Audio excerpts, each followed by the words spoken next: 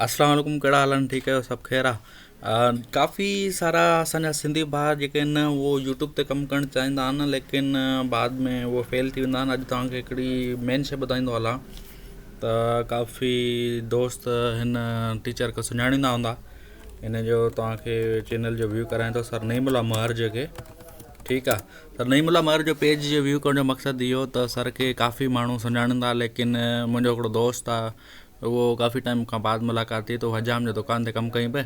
उनखां मूं पुछियो, सर नईमुल्ला महर जा वीडियो ॾिसो, तव्हां IBAD टेस्ट वग़ैरह तयारी कयो पिया, सर उहो बुक वग़ैरह वठी आयो? सर नईम जो बुक कोन वरितो हुई, ॿियो को बुक हो, लेकिन चई त सर नईम जी मूंखे ख़बर न आहे कहिड़ो आहे। पोइ हुनखे मूं चैनल वग़ैरह सब्सक्राइब करे ॾिनो।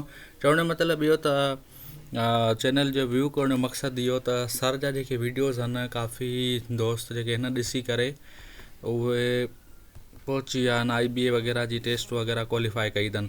हीअ सर जो चैनल आहे यूट्यूब ते, ऐं हिन में सर जो नईम शो आहे, उन जा बि कुझु वीडियोज़ हूंदा आहिनि, ऐं प्लस में कुझु डेमो क्लासिस जेके प्रिपेरेशन जे हवाले सां, ऐं कुझु जेके फ्री लेक्चर्स, ऐं फ्री लेक्चर्स में बि काफ़ी बेनिफिशियल हूंदा आहिनि। उन में बेसिक मैथ हूंदी आहे, जनरल साइंस हूंदी आहे, जनरल नॉलेज हूंदी आहे।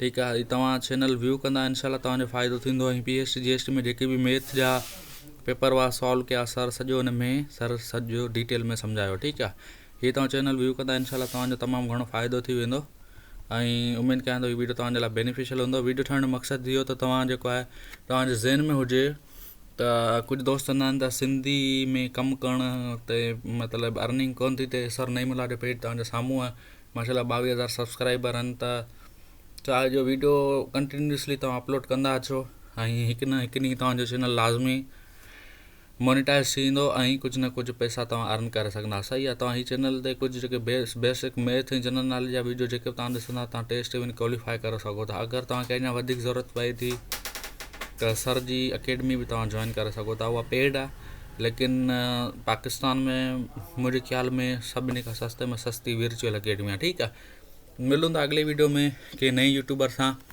ऐं तव्हांखे इन जे हिसाब सां तव्हांखे इनकरेज करणु त तव्हां पंहिंजो जेको आहे सो कीअं यूट्यूब ते तरक़ी करे सघो था, प्लस में माण्हू महिनत करे ॾिसो कीअं पहुता आहिनि अॻिते। ठीकु आहे।